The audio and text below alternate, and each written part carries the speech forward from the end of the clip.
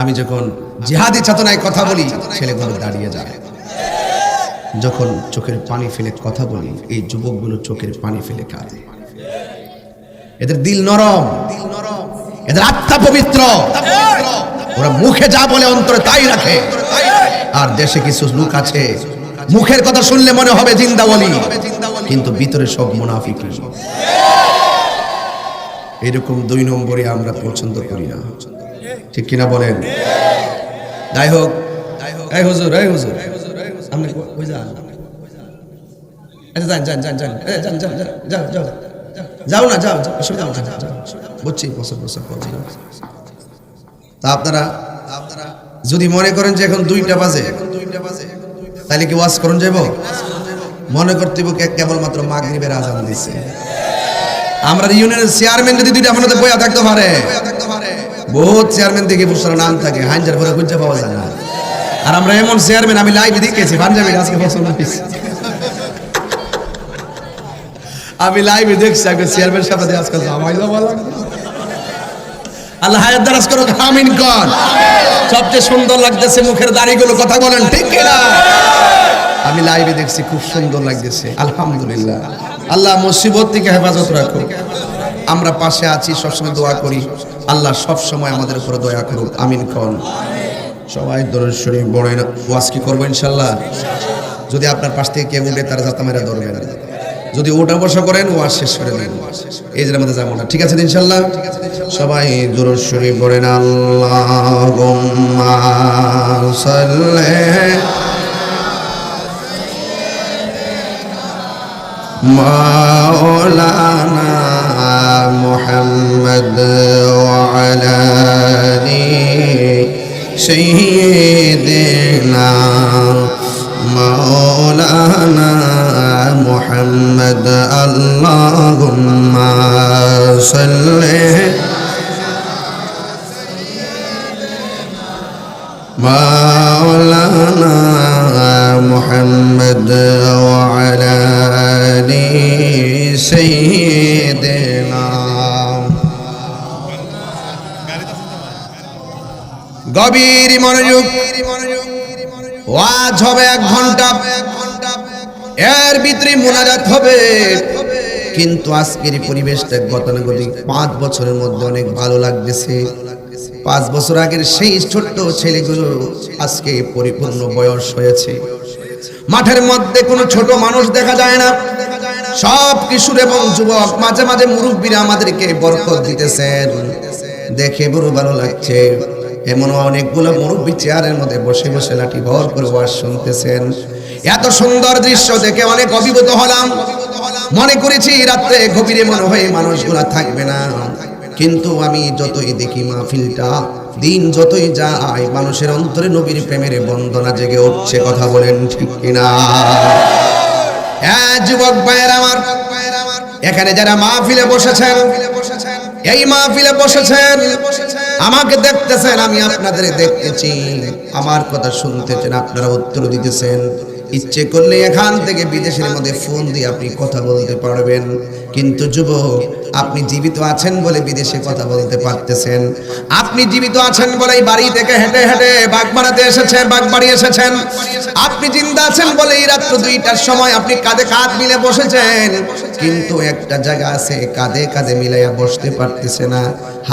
এক হাত দূরে দূরে একটার উপরে আরেকটা মিলে মিশে পড়ে আছে। ওই জায়গার নাম হলো কবর। আপনি আর ওই কবর মানুষগুলো এক না, কথাগণ ঠিক কিনা?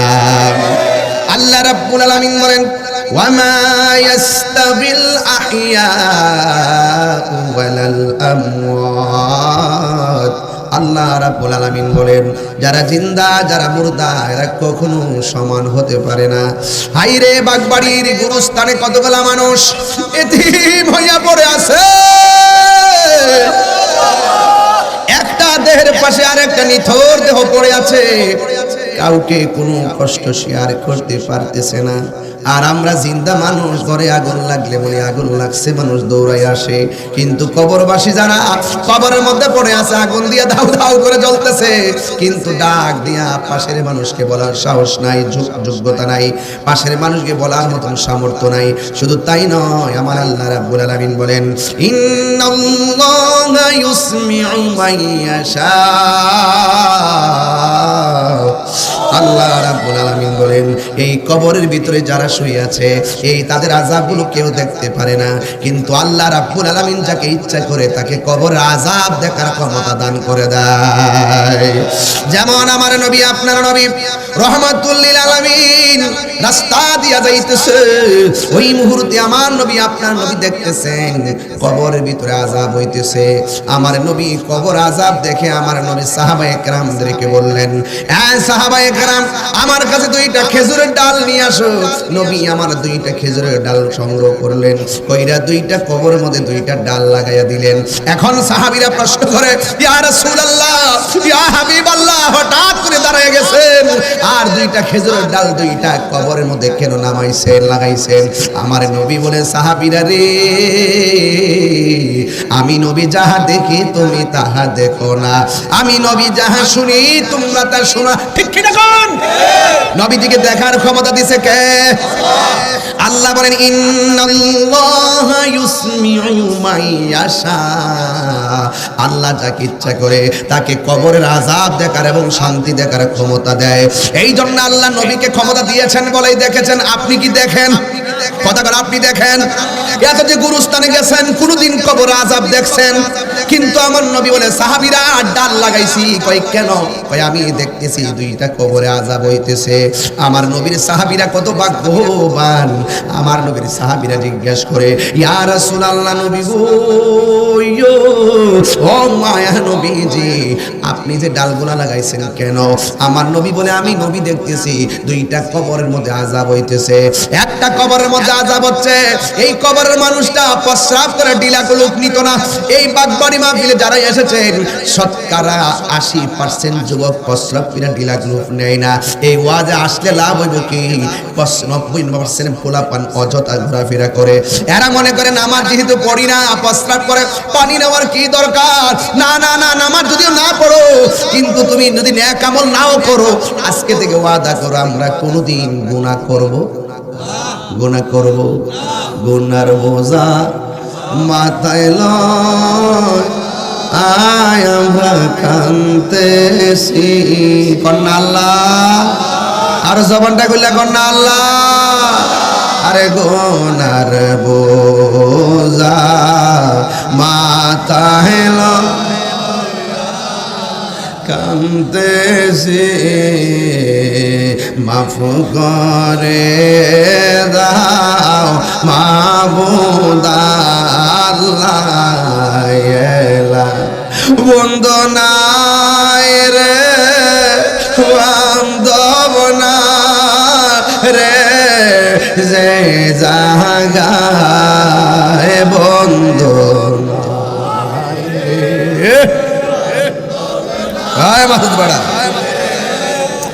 এই জাগায়, সেই জাগার বন্ধু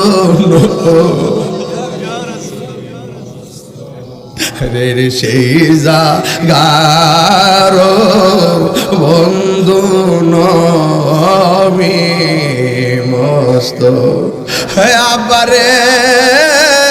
ওই কবর আপন আমার নবী, নবী গো, নবী গো, একটা বার তাকায়া দেখেন না।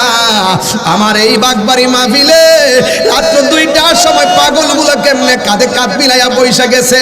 ও নবী গো, তায়েফের জমিনে তাগড়া তাগড়া যুবক আপনারে পাথর মারছে। আমার তো মনে হয় ওই তায়েফের জমিনে যদি বাগবাড়ি মানুষগুলা থাকতো, তায়েফের তাগড়া তাগড়া যুবকদের পাথরের সামনে বাগবাড়ি যুবকরা বুকটা পাইটা দিত, মুস্তাফার গায়ে পাথর লাগতে দিত না।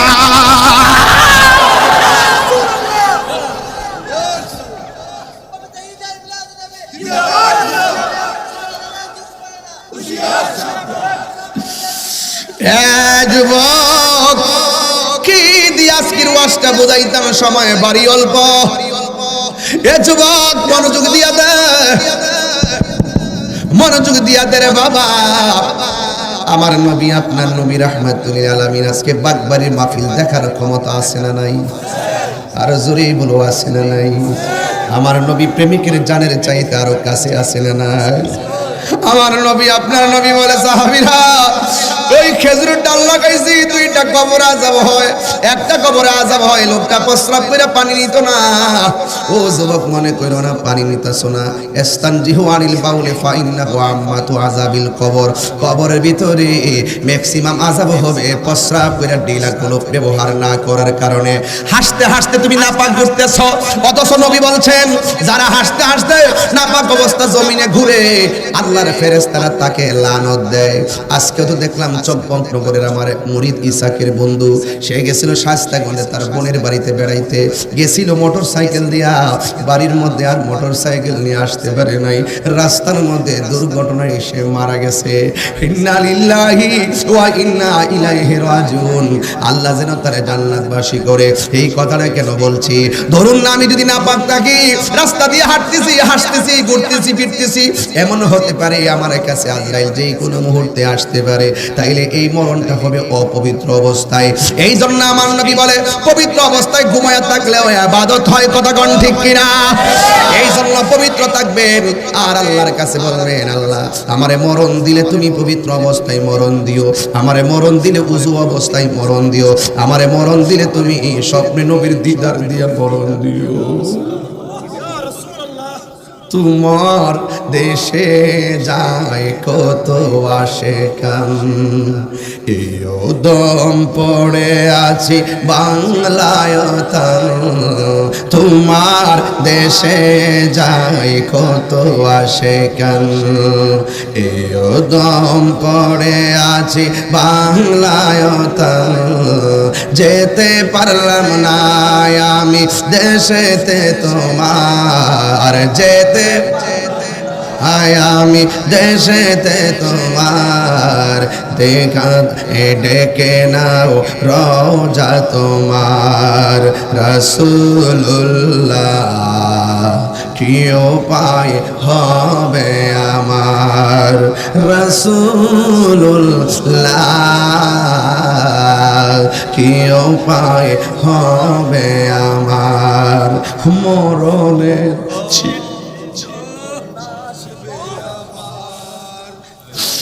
মরণের চিঠি যখন আসবে আমার, কালিমার তালকিন দিও বারে বার। মরণের চিঠি যখন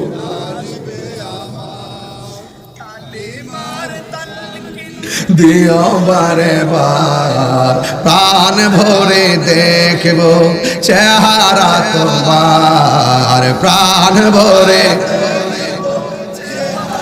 তোমার, ডেকে নাও রওজা তোমার। রাসূলুল্লাহ কি উপায় হবে আমার, রাসূলুল্লাহ কি উপায় হবে আমার। দেখা দাও রাসূলুল্লাহ তুমি, কেঁদে আসি কো তোমার। আছো শুয়ে মদিনায় তুমি, ডেকে নাও রওজা তোমার। রাসূলুল্লাহ কি উপায় হবে আমার। জোরে জোরে কি আল্লাহু আকবার বলা যাবে না? আমার নবী, আপনার নবী বলেন, উম্মত ও সাহাবায়ে কেরাম, 2 নম্বর কবরে আযাব হয় কেন জানুনি? ওই কবরের মানুষটা চুগলখুরি করত, এক জায়গার কথা আরেক জায়গা লাগাইতো। এই মানুষ বাগবাড়িতে নাই? আরো জোরে কোন নাই? বাগবাড়িতে আছে না নাই? এই জন্য যারা হাসতে হাসতে একজনের কথা আরেকজনের কাছে লাগায়, ওই সমস্ত মুনাফিকদের জন্যই কবরের ভিতরে আযাব হইতেছে। এবার নবীকে সাহাবায়ে কেরাম বলে, নবী গো, তাইলে এই আযাবের সাথে গাছের সম্পর্ক কি? আল্লাহর হাবিব বলেন, হ্যাঁ সাহাবায়ে কেরাম, আমি যে গাছের ডালগুলা লাগাইলাম, গাছের ডালগুলা যতদিন পর্যন্ত কাঁচা থাকবে, ডালগুলো আমার আল্লাহর জিকির করবে। এই জিকিরের উসিলায় এই দুইটা কবরের আযাব আমার আল্লাহ ক্ষমা করে দিবে। এই জন্য সুন্নিরা দলিল ছাড়া কথা বলে না। বাগবাড়ি গুরুস্থানের মধ্যে দাফন করার পরে চার কোনায় চারটা ডাল নিয়ে, চার কোনায় চারটা ডাল নিয়ে বসে কি বসে না? চার কোনা চারটা ডাল নিয়ে বৈশা চার কুল করে এক জায়গায় সূরা কাফিরুন, আরেক জায়গায় সূরা ইখলাস, আরেক জায়গায় সূরা ফালাক, আরেক জায়গায় সূরা নাস, চার কুল কইরা সুন্দর করে গাছটা লাগায়া দেয়। এই গাছগুলো আমার নবী লাগাইছে। ও যুবকের দল, এই হলো নবীর কাহিনী। একটু নবী সামনে গেল। একদিন নবী গুরুস্থানের মধ্যে গেলেন। গুরুস্থানের মধ্যে যাইয়া যেই কবরটা দেখে, এই কবরটা দেখে আমার নবী আনন্দিত। সুবহানাল্লাহ কোন কি লেখা? যতগুলা কবর দেখেছে সবগুলা কবর দেখা দেখে আনন্দিত। আমার নবী আনন্দে উদ্বেলিত। এখন আমার নবীর আনন্দ দেখলে সাহাবায়ে কেরাম মনের মধ্যে শান্তি খুঁজে পায়। সাহাবায়ে কেরাম দেখতেছেন আমার নবী হাসতেছে। এবার সাহাবীরা বলে, নবী গো, ও মায়ার নবী, আপনি কেন এমন ভাবে হাসতেছেন গুরুস্থানের কবর দেখা দেখা? আমার নবী, আপনার নবী ডাক দিয়া কই, সাহাবীরা রে, সাহাবীরা, গুরুস্থানের মধ্যে আইসা আমি কেন হাসতেছি জানোনি?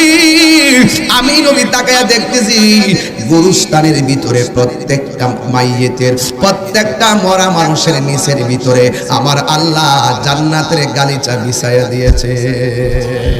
আর বড় করে বলেন না সুবহানাল্লাহ। নবী আমার সব দেখলেন। এটা খুব গুরুত্বপূর্ণ কথা, খুব গুরুত্বপূর্ণ। নবী দেখলেন সব কবরের ভিতরে আমার আল্লাহ বডির নিচে সুন্দর করে গালিচা বিছায়া দিয়েছে। আল্লাহ বলেন, ইন্নাল্লাহা ইউসমিউ মাইয়াশা, আল্লাহ যারা ইচ্ছা করে তাকে কবর আযাব দেখার ক্ষমতা দেয়। আমার নবীর সেই ক্ষমতা আছে কি আছে না?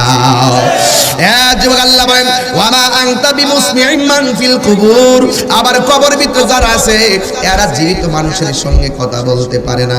এরা বড় অসহায় হইয়া কবরের মধ্যে পড়ে আছে রে বাবা। এ আমার বাবা,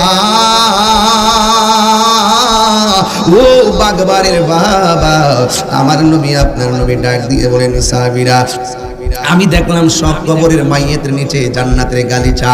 এবার আমার নবী একটু সামনে গেলেন। সামনে যাইয়া দেখেন আমার নবী, আপনার নবী সামনে যাইয়া দেখেন আর একটা কবর। ওই কবরটা দেখা আমার নবীর চোখের পানি মুবারক থামায়া রাখতে পারে নাই। সাহাবীরা বলে, নবী গো, আপনি এই সব কবর দেখে হাসলেন, আপনার চেহারার মধ্যে আনন্দ, কিন্তু একটা কবর দেখে আপনি কেন কান্না শুরু করলেন? আমার নবী বলেন, আমি নবী যাহা দেখি তোমরা তা দেখো না, আমি নবী যাহা শুনি তোমরা তা শুনো না গো। সাহাবায়ে কেরাম, আমারে তোমরা প্রশ্ন কইরো না আমি কেন চোখের পানি ফালাইয়া কান্দি। তোমরা একটা কাজ করো, বাজারের মধ্যে যাইয়া এলান করো। আল্লাহু আকবার কয় না রে?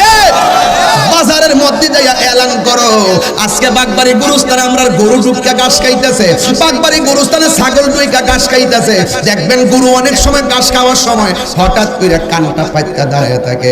দেখবেন কিছুক্ষণ পরে লাঠি ছোটা লইয়া দড়ি ছিঁড়া দৌড় মারে। কথা কোন ঠিক কিনা?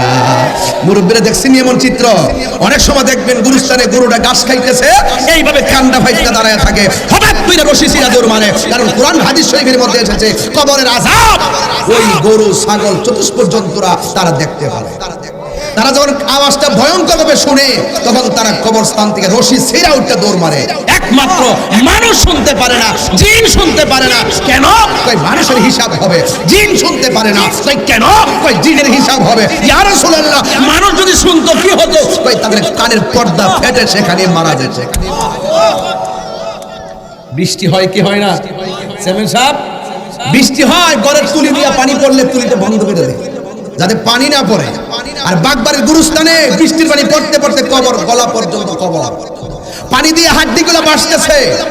আপনার বাবা হাড্ডিতে ভাসতেছে, আপনার বাবার হাড্ডি পানিতে ভাসতেছে, আপনার মায়ের হাড্ডি পানিতে ভাসতেছে, আপনার ভাইয়ের হাড্ডি পানিতে ভাসতেছে। বিগত চেয়ারম্যান সাহেব ওই কবরেই তো পড়ে আছেন, সেখানেও পানি আছে না নাই? বৃষ্টির পানি ঢুকতেছে, কিন্তু পানি সেচা দেওয়ার কোনো সুযোগ কি আছে? তারা কি তাদের কষ্টের কথা বলতে পারে? পারে না। তাইলে ওই অবস্থা আমাদেরও হবে কি হবে না?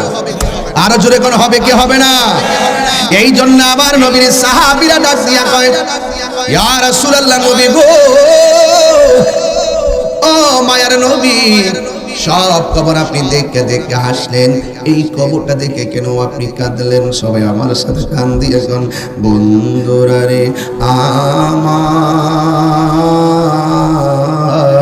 ও আমার যুবক ভাইয়েরা, ও বাগবাড়ির সুন্নি ভাইয়েরা রে, ওই আমার মাধবপুরের বাবারা, আল্লাহর হাবিব ডাক দিয়ে কয়, সাহাবীরা তাড়াতাড়ি বাজারের মধ্যে যাও, বাজারের মধ্যে মাইকিং করো, সবাইরে জানাইয়া দাও আমি নবী যেই গুরুস্থানটা আজকে প্রদক্ষিণ করেছি, ওই গুরুস্থানটার মধ্যে সবাইরে আসার জন্য। যার ভাইকে কবর দিয়েছে সে আসবে, যার নানা কবর দিয়েছে সে আসবে, যার নানিকে কবর দিয়েছে সে আসবে, যার যার অভিভাবক গুলো রে ওই কবরের পারে পারে দাঁড়াইবার জন্য বলবা। ওই ভাইয়ের পাশে ভাই দাঁড়াবে, মার পাশে সন্তান দাঁড়াবে।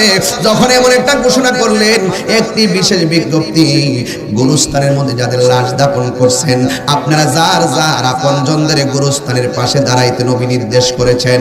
এবার নবী নির্দেশ করেছেন সব সাহাবায়ে কেরাম আর মদিনার বাসীরা ওই গুরুস্থানের ভিতরে যার যার কবর বরাবর দাঁড়ায় গেছে। নবী আমার হুকুম করছে দাঁড়াইতো, আর সব সাহাবীরা অপেক্ষা করতেছে। নবী সব কবর দেখে হাসছে, একটা কবর দেখে কাঁদছে, ওই কবরের বরাবরে কে দাঁড়ায় এটার অপেক্ষা কইরা কইরা সবাই অপেক্ষা করতেছে।